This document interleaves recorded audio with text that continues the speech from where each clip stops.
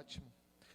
Bom, pessoal, igreja, quero convidá-los a abrirem as suas Bíblias em 2 aos Coríntios, capítulo 5, o versículo 17.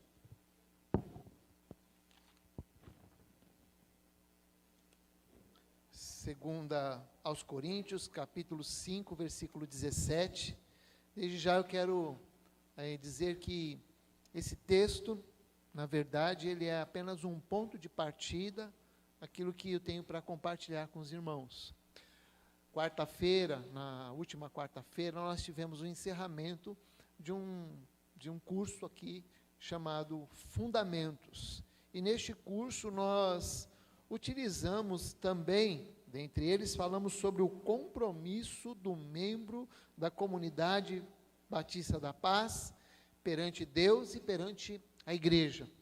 E o item 2 desse compromisso diz assim: ser fiel crente em Cristo Jesus, meu Senhor e Salvador, cumprindo os seus ensinamentos. Na verdade, esse item 2, ele está linkado, à frase inicial que diz assim, que eu, como membro da comunidade Batista da Paz, comprometo-me a ser fiel crente em Cristo Jesus, meu Senhor e Salvador, cumprindo os seus ensinamentos. E o tema da mensagem de hoje é os compromissos de uma vida em Cristo.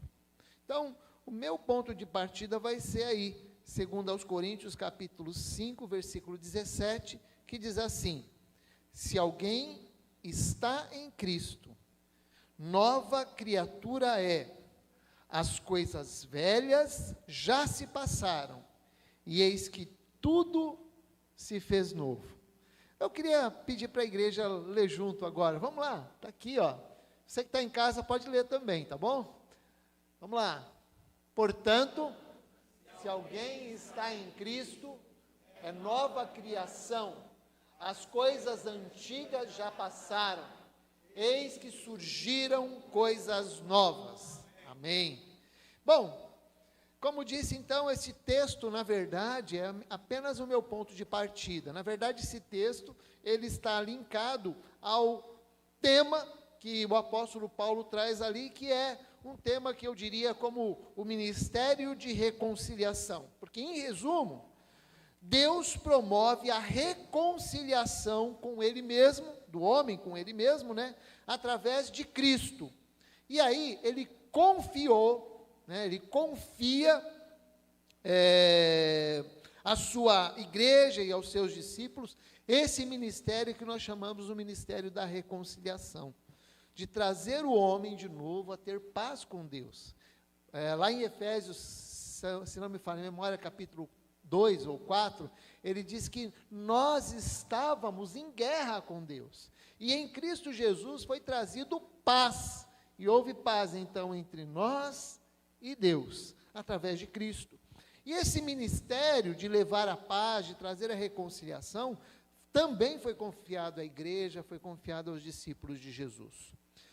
Então, o meu objetivo ao lançar mão desse versículo, se alguém está em Cristo, é nova criatura, as coisas velhas já se passaram, e eis que tudo se fez novo, o objetivo então é salientar que quando você recebe a Cristo como Senhor e Salvador, isso gera um privilégio, mas também gera uma responsabilidade de uma nova natureza. Eu ganhei uma nova natureza de Cristo. Efésios capítulo 2, versículos de 4 a 6, eles ressaltam o seguinte: mas Deus é rico em misericórdia, pelo imenso amor com que nos amou, estando nós ainda mortos em nossos delitos e pecados, deu-nos vida juntamente com Cristo, e nos ressuscitou juntamente com Cristo. Então ele nos chamou da morte para a vida. E a todos que creram no Senhor Jesus, a Bíblia diz lá em João capítulo 1, versículo 12, que Ele nos deu a prerrogativa de nos tornarmos filhos de Deus. E mais, lá em Efésios capítulo 5, versículo 1, deixa bem claro que este privilégio de nos tornarmos filhos de Deus também nos dá uma responsabilidade de sermos imitadores de Deus como filhos amados. Então, não sei se você já percebeu, mas eu usei já por várias vezes as duas palavras, que é privilégio e responsabilidade. E essas duas palavras caminham juntas. Por isso o tema lá na frente, lá atrás, né? Os compromissos de uma vida em Cristo. Por quê? Porque a palavra compromisso, ela traz consigo tanto o privilégio quanto também a responsabilidade. Os compromissos daqueles que receberam a vida em Cristo Jesus. Esse é o tema que nós temos. E por que a palavra compromisso? Porque essa palavra abrange responsabilidade e privilégio. Quer um exemplo? Por exemplo, o compromisso de participar de uma célula te dá o privilégio, claro, de participar e tal, mas também te dá o compromisso, ou melhor, te dá a responsabilidade de horário, de estar ali na casa da pessoa, de fazer alguma parte.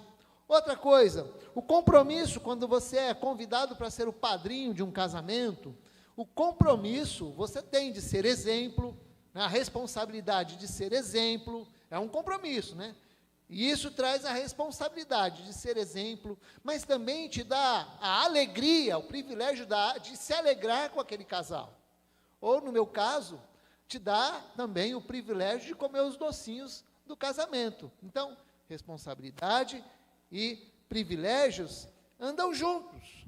E isso, muitas vezes, está ligado aos nossos compromissos. Por exemplo, ainda, o compromisso de participar da igreja de Jesus. Ele gera o privilégio de participar de uma família, mas também gera o compromisso de nós amarmos uns aos outros, de orarmos uns pelos outros, de cuidarmos uns dos outros. Isso, então, caminha junto. Compromisso me traz a ideia, eu queria que você pensasse isso comigo, tá? Compromisso traz a ideia de responsabilidade e privilégio, tá bom? E, baseado nisso, nós vamos falar, então, sobre os compromissos de uma vida em Cristo. E eu queria destacar dois compromissos que estão ligados, né, aos ensinos de Jesus. Jesus deixou duas ordenanças básicas para a igreja, que é o batismo e a ceia, a celebração da ceia que nós acabamos de fazer agora. Nós, na verdade, estamos ainda em clima de celebração de ceia. Então, eu entendi que seria proveitoso a gente trazer uma palavra sobre esses dois compromissos, sobre essas duas ordenanças da parte do Senhor Jesus. E a primeira, então, que nós queremos destacar é o compromisso de nos identificarmos com Cristo através do batismo. Bom, você vai dizer, eu já fui batizado, sim, mas eu queria que você relembrasse isso. E vamos lá, vamos tentar entender o que significa batismo. Batizar, primeira coisa que nós precisamos entender é o significado do batismo. Batizar quer dizer imergir, mergulhar. Então, já implica em algo que envolve muita água, né? O batismo, então, é um ato de identificação do discípulo com o Senhor Jesus Cristo. O batismo é uma prática que foi chamada que foi dada, né, pelo próprio Senhor Jesus. Está lá em Mateus capítulo 28, versículos 18 a 20, que diz assim: portanto, ide, fazei discípulos de todas as nações, batizando-os em nome do Pai, do Filho e do Espírito Santo, ensinando-lhes a obedecer todas as coisas que eu vos ordenei. Então, notem que tornar-se discípulo e o aprendizado fazem do batismo como se fosse um sanduíche, vamos chamar assim, tá? Porque eu me torno um discípulo de Jesus, sou chamado a ser batizado, e depois do batismo eu ainda devo estar envolvido com os ensinos do Senhor, que é isso que o texto diz. Vocês vão ir fazer discípulos de todas as nações, porque discipular, ser discipulado, ser discípulo, implica em ser seguidor. E aí, a partir do momento que eu me torno um discípulo, eu parto para o batismo. E depois do batismo, eu continuo aprendendo que o obedecer a Cristo é importante na minha vida. Então, nós temos aqui a ideia de pura obediência ao Senhor. O batismo não salva ninguém, mas é um ato de obediência ao Senhor. E de acordo com Romanos capítulo 6, de 1 a 10, nós entendemos que o batismo tem pelo menos 3 significados. Primeiro, ele representa a morte e a ressurreição de Jesus Cristo. Segundo, é uma forma de proclamar a sua identificação pessoal com Cristo, ou seja, Cristo morreu, eu também morri com Cristo. Cristo ressuscitou, eu também ressuscitei com Cristo. Eu morri para o pecado e ressuscitei como uma nova pessoa em Cristo. E em terceiro lugar, o batismo representa a esperança da ressurreição. Porque a palavra de Deus diz, porque aquele que crê em Cristo Jesus, ainda que morra, viverá. Então, resumidamente, eu vou ler aqui, Romanos capítulo 6, de 1 a 11, resumidamente, nós podemos ler assim, diz lá o texto: podemos permanecer no pecado para que a graça de Cristo se destaque? De modo nenhum. Nós, os que morremos para o pecado, como ainda viveremos nele? Portanto, fomos sepultados com ele na morte pelo batismo, para que, como Cristo foi ressuscitado dentre os mortos, pela glória do Pai, assim andemos em novidade de vida. Porque se fomos unidos a ele, na semelhança da sua morte, certamente o seremos na semelhança da sua ressurreição. Pois sabemos que a nossa velha natureza humana foi crucificada com ele, a fim de não mais servirmos ao pecado. Se já morremos com Cristo, cremos que com ele também viveremos. Considerai-vos mortos para o pecado, mas vivos para Jesus Cristo. Bom, estamos falando de batismo, então quais são as condições bíblicas para o batismo? É sempre bom trazer à memória que existem 2 condições que são muito básicas para o batismo. E as condições básicas são estas: arrependimento e fé.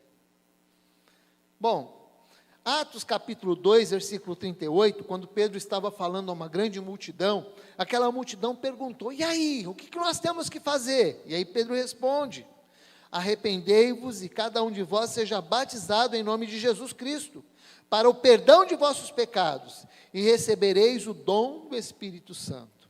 Em Atos 8, capítulo 8, versículos de 36 em diante, nós encontramos a experiência de Filipe com o eunuco. Eunuco era um importante funcionário do governo, que estava viajando de uma cidade para outra. Então o Filipe se aproxima daquele homem e começa a explicar a palavra de Deus para ele.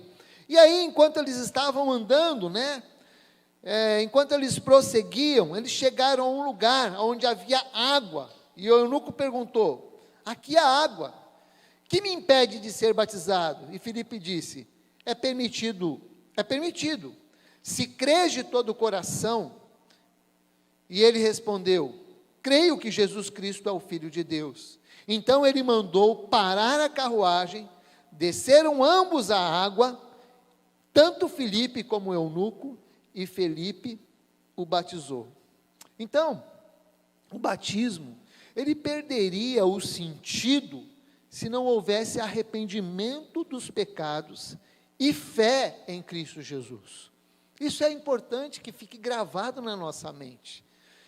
O arrependimento, ele não é um remorso, por aquilo que nós fizemos. Também não é um mero peso na consciência. Arrependimento é a decisão de abandonar o pecado. João Batista, ele era um profeta, né, um profeta que veio antes de Jesus, o último profeta que veio antes de Jesus, e João Batista era alguém que trouxe para mim o melhor significado de arrependimento. Ele, para mim, deu uma ideia muito boa do que é arrependimento. Então, eu vou ler para vocês, que está em Lucas capítulo 3, de 7 a 14, mais uma vez, resumidamente, eu vou ler aqui para vocês o que João Batista, que era um homem esquisito, que se vestia de uma maneira estranha, que comia umas comidas estranhas, mas é interessante que ele chamava a atenção das multidões, e as multidões vinham até ele, saíam da cidade, iam até o deserto, para ouvir o João Batista. E o que o João Batista falava? Olha lá, João Batista dizia às multidões, que saíam para serem batizadas por ele: raça de víboras. Pensou você sair de casa, da sua casa, para ouvir isso? Raça de víboras. Quem lhes deu a ideia de fugir da ira que se aproxima?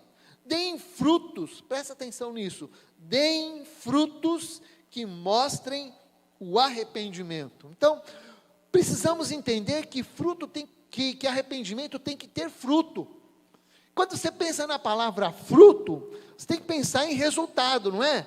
Se eu plantei um abacate, meu sonho é plantar um abacateiro, se eu plantei um abacate, qual é o fruto que tem que ter ali? Qual é o resultado que eu espero? Comer abacate? Então, João Batista está dizendo, olha, deem frutos, deem resultados, mostrem resultados do seu arrependimento. Então, versículo 10, algumas pessoas perguntavam para ele, e aí, o que nós temos que fazer? E João Batista responde no versículo 11, quem tem 2 túnicas, dê uma a quem não tem nenhuma, e quem tem comida, faça o mesmo. Aí então se aproximaram alguns publicanos, que eram cobradores de impostos daquela época, e eles perguntam o seguinte, mestre, o que devemos fazer? E aí ele responde, não cobrem nada, além do que lhes foi estipulado. E aí vieram os soldados romanos procurá-los também. O que eles responderam? Eles perguntaram, e nós, o que nós temos que fazer? Então João Batista responde, não pratiquem extorsão, nem acusem ninguém falsamente, contentem-se com o seu salário. Então, em resumo, em outras palavras, a grande evidência do arrependimento é abandonar o pecado para fazer a coisa certa. Isso é arrependimento. É você abandonar a mentira para falar a verdade. É você abandonar o adultério para abraçar a fidelidade. É você abandonar a desonestidade para abraçar a honestidade. Isso é você abandonar a maledicência para abraçar a benedicência, né? Para abraçar, para falar as coisas boas. É você, então, abandonar as coisas erradas. Isso é arrependimento. Às vezes eu fico olhando para mim mesmo, quantas coisas eu preciso abandonar na minha vida. Eu sei que nós temos aqueles pecados que são, me permitam a expressão, que são meio que prediletos, que são meio que de estimação, mas a palavra de Deus nos convida a abandonar nossos pecados, e isso é arrependimento, é a decisão de abandonar o pecado. Bom, mas precisa de arrependimento e fé. Essas são as condições para o batismo. Hebreus capítulo 11, de 1 e versículo 6, trazem para nós uma definição de fé. O que é fé? Fé é a certeza de que vamos receber as coisas que esperamos, e a prova de que existem coisas que não podemos ver.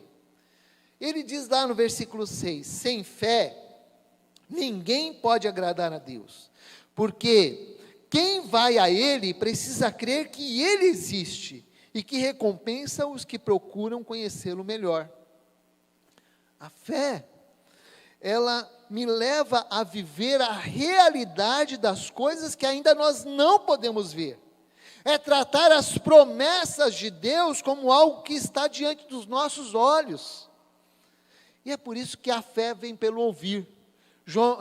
Paulo escreve que a fé ela vem pelo ouvir, e o ouvir a palavra de Deus. É por isso que a gente enfatiza a importância da sua devocional, a importância de nós sentarmos, de lermos a Bíblia de uma maneira sistemática, de uma maneira adulta, procurando conhecer, porque isso há de fortalecer a nossa fé. Quando eu penso no céu, por exemplo, eu sinto que as coisas, quando vejo algumas coisas sobre o céu, por exemplo, quando Jesus vai dizendo assim, olha, eu vou preparar lugar para vocês, eu fico imaginando, Deus, Jesus foi preparar um lugar para mim, Senhor, será que eu vou morar na periferia do céu? Eu acho que sim. Às vezes eu fico pensando assim, Senhor, pensando naquele negócio de galardão, né, aquela coisa de que a gente não merece, eu acho que eu vou morar quase ali na divisa com o inferno, sabe, gente? Sim, bem pertinho ali, né? Aí para ir na casa de um irmão mais consagrado, imagino eu, né? Eu fico imaginando o céu, para ir na casa de um irmão mais consagrado, assim, ele já deve morar mais para o centro, para a parte nobre do céu. Vou ter que pegar 2 ônibus, um VLT, andar a pé mais uns 10 minutos para fazer a visita ali no Jadson, que é mais consagrado que eu. Ganhou uma casa melhor lá. Eu fico imaginando, mas quando a gente para pensar, quando a gente lê a palavra de Deus, a nossa fé vai sendo fortalecida e a gente vai visualizando algumas coisas. Está certo que algumas coisas fazem parte da nossa imaginação, mas eu quero dizer que a fé, ela é fortalecida com a leitura da palavra. A Bíblia Genebra, ela traz uma nota assim, olha, para o presente, somente a fé pode enxergar o futuro, na medida em que ela se alimenta das promessas de Deus. Então eu preciso alimentar a minha fé. A Bíblia diz que Jesus é o autor e consumador da nossa fé, mas essa fé precisa ser alimentada através da sua palavra. Há uma Bíblia brasileira de estudos, que tem lá uma nota de rodapé bem grande, que diz assim, olha, crer não significa ter um seguro de vida, assim como não é a garantia de bem-estar na terra, ou de reconhecimento das pessoas. Em todos os instantes, a igreja está diante de Deus, e os seus membros não podem ofertar a sua fé em troca de bênção. O caminho da fé não se iguala a uma viagem de férias. O caminho do discipulado não se resume apenas na proximidade de Deus, no seu auxílio, na proteção, mas inclui renúncia, sacrifício, aflição e tribulação. Então, meus irmãos, nós precisamos crer na palavra do Senhor. E a fé, eu quero frisar isso, sabe por quê? Porque muita gente tem fé na fé. E aí ela diz assim, eu tenho fé. Eu tenho fé. E aí ele tem fé na própria fé que ele tem. E ele diz assim, e se Deus quiser, e se Deus quer, eu vou. Não é isso, fé não é isso. Fé é a certeza de que Deus está conosco. Fé é a certeza de que, mesmo passando um perrengue, uma dificuldade muito grande, eu tenho a certeza que Deus está conosco. Talvez o Salmo 23 escreva muito bem isso. Salmo 23 diz lá, o Senhor é o meu pastor, logo nada me faltará. Deitar-me faz em verdes pastos, guia-me mansamente às águas tranquilas. Aí está tranquilo. Mas aí ele diz, ainda que eu ande pelo vale da sombra da morte, isso eu não quero para mim. Mas nós andamos, algumas vezes nós passamos pelo desemprego, pela fome, pela doença, pelas dificuldades em casa, por alguns problemas que entram dentro do nosso lar, e ali nós precisamos confiar que o Senhor está presente. Isso é fé. não significa que estaremos isentos de tribulação, mas no meio da tribulação, Senhor, estou passando isso, mas eu sei que o Senhor está presente, e por favor, me ajuda a passar por essa. Você pode orar por isso, me ajuda, Senhor, Senhor, eu não estou conseguindo. Você pode chorar diante do Senhor, isso não significa falta de fé, mas significa que você entende que o Senhor está presente na sua vida. Portanto, duas palavras importantes para que o seu batismo tenha sentido, é arrependimento e fé. Elas são indispensáveis para as nossas vidas. Todos aqui, ou pelo menos a esmagadora maioria aqui, já foi batizada, já passou pelas águas do batismo, e cada um aqui já teve uma experiência diferente. Então, a minha experiência foi totalmente diferente da do Juarez, totalmente diferente do Pedro, do Claudemir, do Léo. A minha experiência, ela é pessoal e intransferível. Mas aquela pessoa que recebeu a Cristo como Senhor e Salvador, todas elas, ainda que tenham tido experiências diferentes, precisaram ter a consciência de que são pecadoras, e precisam se arrepender dos seus pecados e crer no Senhor Jesus. Arrependimento e fé. Essas duas coisas fazem parte de toda e qualquer experiência de aproximação com o Senhor Jesus Cristo. E isso é o que faz sentido no nosso batismo. Do contrário, ele vai ser um banho público, e muito do mal tomado, porque é uma mergulhadinha ali, e pronto. Então, segundo compromisso com Cristo, é a celebração da ceia do Senhor. Nós já tivemos o privilégio de fazer isso. Irmãos, eu quero dizer assim, o quanto eu amo ter um momento como esse aqui na igreja. Eu sei que é muito simples, mas isso me dá sempre a lembrança e ideia de família, de que nós somos povo de Deus. É um momento singular na vida da igreja, é um momento muito simples, mas é um momento que a gente se reúne em torno de uma mesa para levar os nossos pensamentos numa reflexão. Isso é legal. E a celebração da ceia do Senhor, ela destaca pelo menos 3 oportunidades importantes. A celebração da ceia do Senhor é a oportunidade de lembrar o sacrifício de Cristo. A ceia do Senhor é a oportunidade de fortalecer a comunhão, e a ceia do Senhor é a oportunidade de anunciar a morte de Cristo até que Ele venha. Então vamos por partes. Então, a ceia do Senhor é a oportunidade de lembrar o sacrifício de Jesus. Bom, Jesus mesmo foi quem instituiu a ceia. E a ceia foi instituída um dia antes, na véspera da sua morte. Ele reúne os seus discípulos, lá em Lucas 22, 19, por exemplo, é um dos textos. Ele reúne os seus discípulos, diz lá que Jesus tomou o pão, deu graças, partiu, deu aos discípulos dizendo: isto é o meu corpo, que é dado por vós, façam isto em memória de mim. Então a ceia, ela é um memorial, uma lembrança do sacrifício de Cristo. Na verdade, essa palavra memorial, ela tem o sentido de fazer lembrar, de trazer à memória de forma reflexiva, como disse o Rodrigo aqui, é um momento de refletir aquilo que o Senhor Jesus fez. É um momento em que eu posso relembrar o sacrifício de Cristo, relembrar quem eu sou, quem nós somos, e relembrar ainda que nós somos amados, queridos por Deus, quando ainda nós éramos pecadores. Cristo morreu por nós, Romanos 5:8. Então, primeiro, a ceia relembra o sacrifício de Jesus. Segundo, a ceia do Senhor é a oportunidade de fortalecer a comunhão. Fortalece a comunhão. A ceia do Senhor, ela não acontece, ela não deve acontecer num contexto individual, vamos dizer assim, num contexto solitário.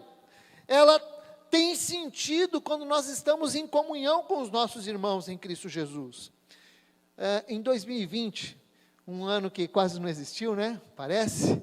Mas em 2020, quando nós estávamos assim no auge da pandemia, nós decidimos celebrar a ceia do Senhor, uma ceia online.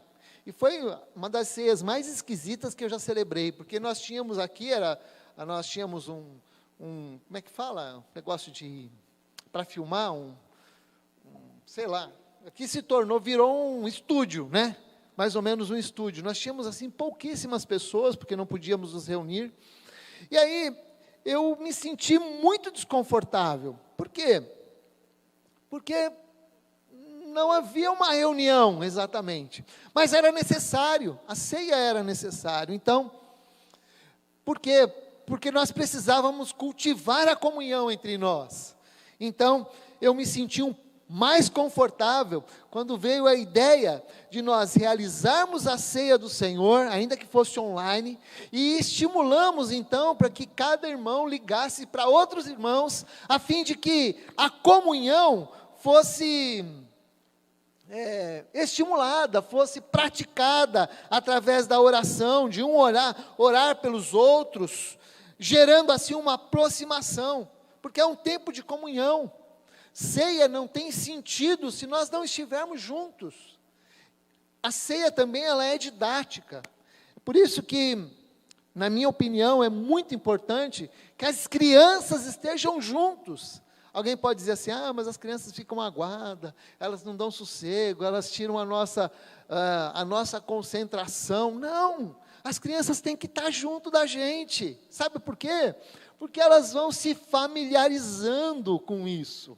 Aliás, o Rodrigo, recentemente, né, Rodrigo, teve uma oportunidade de fazer lá uma encenação, uma explicação sobre a Páscoa, e eles, então, tiveram um tempo ali com as crianças, a fim de que elas pudessem entender melhor. Mas quando elas estão junto da gente, aqui, elas estão participando de uma maneira verdadeira, ainda que eles não possam participar, mas estão vendo, estão assimilando, isso é importante. A ceia faz sentido quando nós estamos juntos, reunidos, em comunhão uns com os outros. Lá em 1 Coríntios, capítulo 11, o apóstolo Paulo está orientando a igreja sobre a ceia. E aí, aquela igreja, ela vivia assim um contexto de discórdia, e Paulo então repreende aquela igreja. Lá no versículo 17, ele diz assim, olha, isso aí eu não posso elogiar vocês. Por quê? Porque aquela igreja, e a ceia que eles celebravam, acontecia num ambiente de discórdia, num ambiente de rivalidade, numa atitude daquela do tipo, quem chegar primeiro come, quem chegar por último não come. Era essa a ideia. E por isso o apóstolo Paulo conclui lá no versículo 33 do capítulo 11, ele diz assim, quando vocês se reunirem para comer, esperem uns pelos outros. Então, quando a gente está aqui reunido, e aí a gente distribui ou reparte, né, o pão com todos, e todos então ficam ali esperando o momento, participemos, não é uma mera formalidade, não é um mero ritual, a ideia é essa, de que nós esperemos uns pelos outros, e juntos, venhamos lembrar daquilo que o Senhor Jesus fez. Coisa tão simples, não é? Mas funciona, e faz bem, porque quando nós trazemos a nossa mente, nós renovamos algumas coisas com o Senhor, porque a ceia do Senhor é uma oportunidade de nós nos renovarmos com o Senhor também. Terceiro lugar, a ceia do Senhor é a oportunidade da igreja reunida, anunciar a morte de Jesus até que Ele venha. Em outras palavras, Deus tem uma resposta a todos os pecadores, e Ele não deseja que ninguém se perca, mas que todos venham ao arrependimento. Por isso que a gente lê em João lá 3,16, que Deus amou o mundo de uma maneira tão especial, que deu seu Filho unigênito, Jesus Cristo, para morrer sacrificialmente no lugar de todos nós, e todo aquele que nele crê, não morra, mas tenha a vida eterna. Porque a celebração da ceia do Senhor é o testemunho da graça de Deus a todos aqueles que o receberam, e todos aqueles que ainda não receberam também. É um testemunho da graça do Senhor. Por trás de um simbolismo tão simples, está uma mensagem tão importante. Deus nos ama. Eu sei que isso se tornou um chavão tão grande que a gente não valoriza mais. Mas eu queria trazer a sua memória de uma maneira assim, bem racional, se assim posso dizer, mas para você olhar essa verdade de uma maneira nova. Deus ama você. Deus se importa com você. Deus se importa com os nossos sentimentos. Deus se importa com a nossa solidão. Deixa eu abrir um parêntese. Foi uma palavra tão consoladora quando eu ouvi um pastor dizer assim: Deus se importa com a sua solidão. E era um tempo que todos os meus amigos estavam começando a namorar, e eu ali na seca, miserável. Verdade, eu me sentia tão triste. E aí um dia o pastor disse assim: Deus se importa com a sua solidão. Eu falei: cara, é verdade. E eu continuava buscando ao Senhor, até o dia que Deus me deu a Nilza. Que bênção. Está vendo? Deus se importa com a sua solidão também. Não se desespere, não saia escolhendo, me perdoe a palavra, não saia catando qualquer pessoa por aí não. Espere no Senhor, tenha paciência, e o Senhor vai dar a pessoa certa para você. Não se precipite, por favor. Eu sei que eu estou abrindo um grande parênteses aqui, mas eu tenho que falar para esses meus jovens queridos, que eu torço por vocês, torço mesmo, viu? Moças bonitas, rapazes bonitos, eu torço por vocês. Mas, por favor, não se precipite. Não escolham só a beleza, viu? Porque aí, ó, a gente fica feio, tá vendo? A gente fica feinho também. E não é praga que eu estou jogando em você, não. O seu marido, futuro marido, sua futura esposa, vai dar uma enfeiadinha também. Então, tenha calma. Espera no Senhor e deixa o Senhor abrir uma porta para você. Fecha parênteses. Eu nem sei porque eu falei isso, né? Mas tá. Às vezes a gente tem que falar. Vamos lá, fica a orientação para vocês. Mas, por trás da ceia do Senhor, nós temos um simbolismo muito simples, que é essa mensagem, que Deus nos ama, que Deus se importa conosco, que Deus não quer que ninguém fique de fora, mas que todos venham ao arrependimento. Deus ama e quer que você se volte para Ele, reconhecendo que você é pecador, e que precisa do seu amor, da sua graça, porque sem Cristo, como foi falado hoje, nós não somos nada. Nada mesmo, nós estaríamos destinados ao inferno, porque é Cristo, através de Cristo, que nós podemos chegar a Deus, não há outro caminho. Cristo Jesus é a ponte que nos une ao Senhor. E quando nós celebramos a ceia do Senhor, é como se nós disséssemos assim: Deus, obrigado, porque o Senhor providenciou a ponte que tira de nós, que nos une ao Senhor, que nos faz passar por cima do abismo que estava reservado para todo aquele que não crê. Então, essa é a grande oportunidade quando nós celebramos a ceia do Senhor. Nós estamos comunicando essa verdade às outras pessoas. Se alguém está em Cristo, é nova criatura, e as coisas velhas já se passaram, e eis que tudo se fez novo. Foi esse o texto que nós começamos no nosso ponto de partida. Bom, eu quero concluir este tempo com vocês aqui, eu quero concluir trazendo algumas aplicações bem práticas e importantes, tanto sobre o batismo, como sobre a ceia do Senhor. São duas ordenanças que Jesus deixou para a igreja e para os seus discípulos. Então, quero convidar você agora de uma maneira bem reflexiva, se você puder, porque eu vou fazer algumas perguntas aqui, e se você puder, por favor, feche os seus olhos. Eu gostaria de trazer aqui 5 palavras assim breves, mas gostaria de ser bem pessoal agora, de uma maneira bem pessoal, perguntar para você agora algumas coisas, tá bom? Primeiro, se você já recebeu a Cristo como Senhor e Salvador,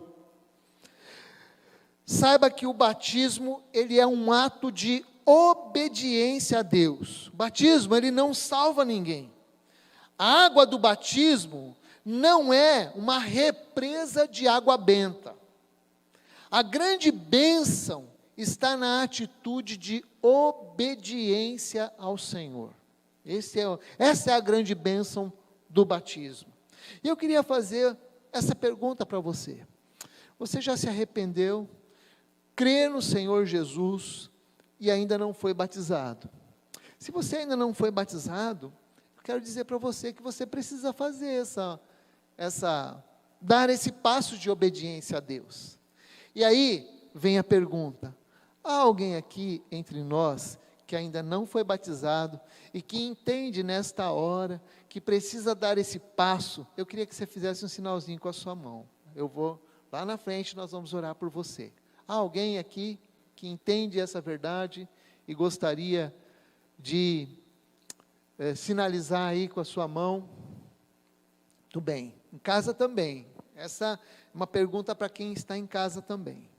Segundo, você vai dizer assim: mas eu já fui batizado. Sim, foi. E o seu batismo foi um acontecimento histórico, foi um acontecimento relevante. Foi um momento que você disse: eu morri com Cristo e com Ele ressuscitei. Eu quero viver em novidade de vida. E aí você diz: Deus, eu estou vivendo longe de Deus. Senhor, eu fiz um compromisso lá atrás, eu me distanciei do Senhor, mas agora eu quero voltar para o Senhor. Então, a minha pergunta para você agora é essa: há alguém aqui, ou alguém que está ouvindo aí, que foi batizado, mas está afastado de Deus, e quer se reconciliar com Deus? Há alguém aqui nesse lugar que quer fazer isso? Eu queria pedir para você levantar a sua mão. Ninguém está olhando, não vou chamar para frente, é só mesmo para orar por você. Há alguém aqui? Amém. Mais 3 questões. A ceia do Senhor é a oportunidade de trazer à memória não apenas o sacrifício de Jesus, mas os efeitos desse sacrifício que me alcançou. O sangue de Jesus nos purifica de todo pecado. Não existe maior pecado maior, pecado menor, que Deus não possa perdoar. Por isso a palavra de Deus nos diz que se confessarmos os nossos pecados, Ele é fiel e justo para nos perdoar os pecados e nos purificar de toda injustiça. Então quero incentivar você nessa noite a dizer para o Senhor o seu pecado, a confessar diante dEle o seu pecado. 4º lugar, a ceia do Senhor traz a oportunidade de um autoexame, de acerto com Deus, e com quem estamos com a comunhão rompida ou prejudicada. Então, a ceia do Senhor é um momento de comunhão, e às vezes nós rompemos tanto a nossa comunhão com Deus, quanto também com a comunhão com os nossos irmãos ou amigos. Alguém aqui, e aí vem a pergunta, alguém aqui precisa acertar a sua comunhão com Deus? Alguém aqui precisa abandonar algum pecado específico? Você tem a sua comunhão rompida com alguém e gostaria de se acertar com essa pessoa? Eu gostaria de que você, se você tem essa questão diante do Senhor, que você levantasse a sua mão. Nós vamos orar por você. Há alguém? Amém. E por fim, como igreja, Eu creio que esta é uma oportunidade de desejar e de sonhar que estas duas ordenanças, batismo e ceia, sejam os nossos alvos. Nós estamos completando 30 anos esse ano como igreja. E em meados desse ano, lá para maio, junho, nós iremos celebrar batismo, é o nosso desejo. E nós queremos que a igreja sonhe com isso, pense nisso, deseje isso. Porque o batismo, agora eu vou falar do meu entendimento assim, pessoal sobre o batismo. O batismo é como se fosse um gol. Sabe por quê? Porque aquele amigo, aquele parente, ou seu colega, o pai, ou mãe, ou filho, sobrinho, essa pessoa aceitou a Cristo, arrependeu-se dos pecados, depositou a sua fé em Cristo Jesus, e agora ela está cumprindo a ordenança de Jesus, de segui-lo sempre. Então, quando eu vejo aquelas pessoas se batizando, eu me reporto, de repente, a um estádio de futebol, que todos se alegram, quando o gol acontece, é como se fosse um gol. Deus, louvado seja o seu nome, porque este meu irmão, este meu sobrinho, este meu filho, esta pessoa que é tão querida, está obedecendo a tua palavra. É uma festa, é uma celebração, tanto aqui quanto no céu.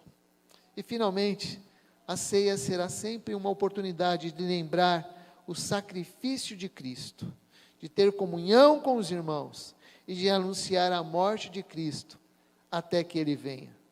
Porque Cristo nos prometeu uma outra ceia, a ceia no céu. E essa ceia, meus irmãos, essa vai ser muito melhor do que a que nós participamos aqui, porque ali nós teremos a presença viva do Senhor Jesus, teremos a presença viva e constante de Deus, estaremos na presença plena do Senhor, com novos corpos, com nova vida, e nós queremos estar ali, com outras pessoas queridas que um dia partiram no Senhor.